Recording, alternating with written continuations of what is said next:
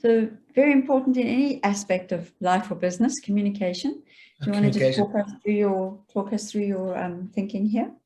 100%. So what we started exploring here was, so we've looked at technologies, we've looked at visibility, what we can see, we've looked at costing in terms of admin and affordability, and now we started looking at, well, what is the communication time costing the client? So this would be the learner being told they're on training, the learner arriving for training, the learner being told what to do in the assessment, the learner being supported in the assessment, and then sending the assessment, telling the assessor that the assessment's been done, then the assessor doing the assessment and telling the administrator it's been done, telling the learner it's been done, so communicating the results. If there's remedial work, who tells who, how does it go? And so the communication string just keeps going on and on and on. There's a lot of communication. And in South Africa, it's, once you've assessed, you claim back. So once assessments are done, you can start claiming back your grants. But that's all part of the communication pipeline. So we have very interesting scenarios where the moderator or the external verifier is coming tomorrow. It's kind of what Susanna was saying. They tell you they're coming tomorrow, and all of a sudden you have to, get a whole bunch of portfolios into a room quickly. And that communication is, in South Africa, it's quite interesting because, for example, the moderator shouldn't have to request a file. They should be able to choose what they want, but you get the providers who send what's been done.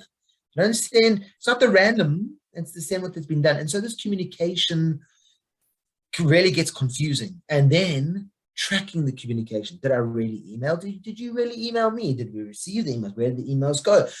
And all of that. So we have found that, well, the research showed us very clearly that just in communication per learner, the administrator and the assessor are spending about 8.5 hours, well, let's go 14.5 hours per year, just trying to get the communication right.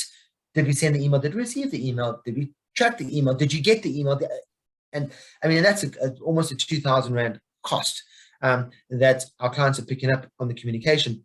And I think going back to what Susanna was saying around the vision, see what P4P is doing is we're going, instead of, we're going in terms of what is the assessment, so kind of the language, the numeracy and literacy. There's an assessment role in there, and so we're building, because that's part of the assessment role, so that communication can flow from the time the learner gets onto the program to the time the learner is exited from the program, because every part of that involves communication. And our vision is to kind of manage just the assessment side end to end, so that communication can flow from assessment. Because then, like what Susanna was saying, in those data dumps, you can put all the assessment communication into there, and then the other people can pull it out depending on what they need it for. So the communications become really, really, I mean, I was shocked. I didn't expect it to be 14 hours per year per learner, 14.5 hours just on how we send an email or hi, did you receive that? That's a lot of time that we kind of came up with. Oh, well, no, we didn't. That's what the research showed. So I was quite shocked actually with that. Thanks, Darren. Susanna, from your perspective, is it equally relevant in your world? Yeah, absolutely. Having the portfolio and the technology just keeps the communication within there, so it's easier to track. So, for example, in one file, when you send the student a plan, they'll get a ping within one file, but they also get an email notification as well to prompt them to go in. And then if they complete some work, it pings the assessor, and they also get an email prompt as well. And what they can do, they can get daily or weekly digests of work that's outstanding as well. So you're just getting constant prompts and nudges to do your work, as opposed to when it was on paper, you literally forgot about it until your assessor turned up the next time, and it's like, oh goodness, I haven't done that work. Whereas this, you're just getting constant. And again, like Darren says, there's email obviously But back in the day, not everybody had email sort of 17 years ago. We kind of forget, there wasn't smartphones then. It was just, you could just text and phone people on your phone. So within OneFile, there was like a messaging system.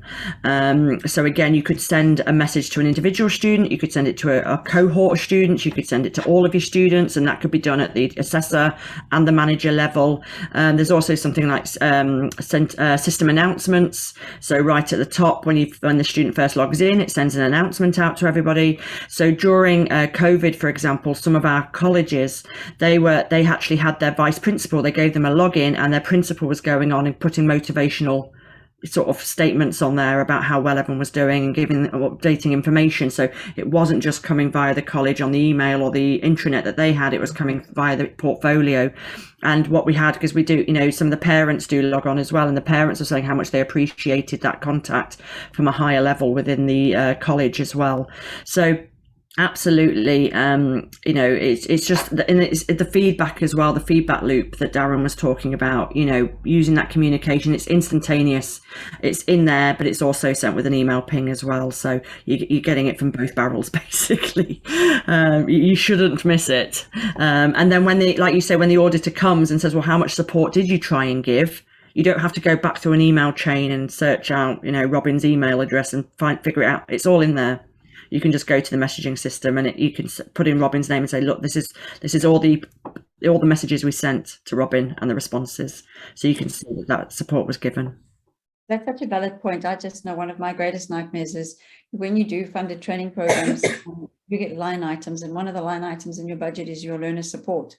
And that is one of the most difficult things to quantify to an auditor when they come back and say, well, how did you support this learner?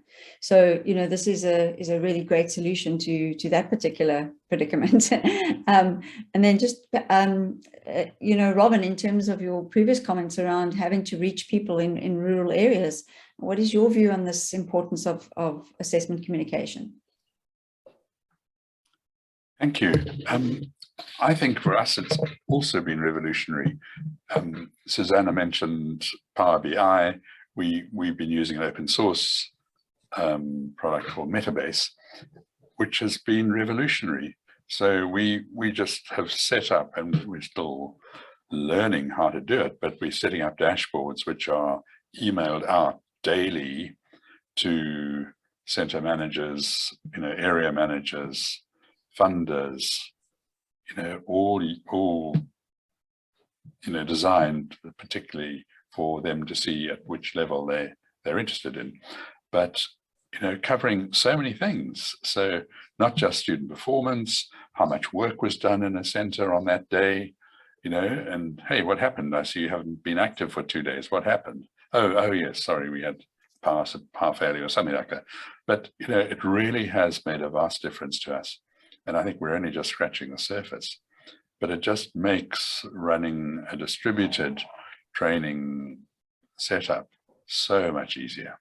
Wow.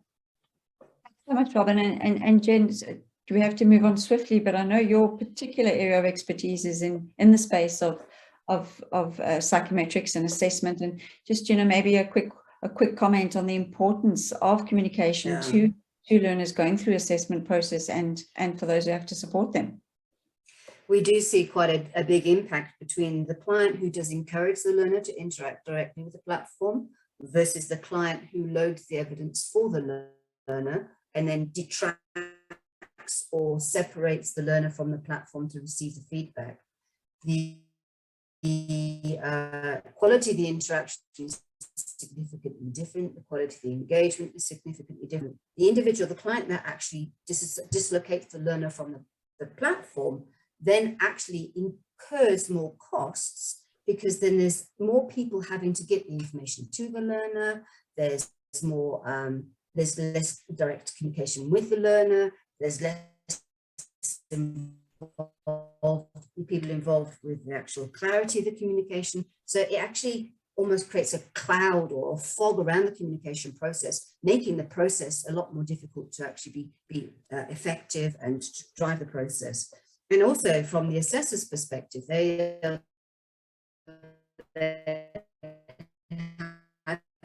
having to If the learner is emails the learner with the results, once again, going back to the issue of technology, different systems to capture the information. Thanks, Jen. So moving swiftly So along. I'm actually working in a number of spaces with a number of clients. And it's quite challenging. Thanks, Jen. Sorry to cut you there. That's okay.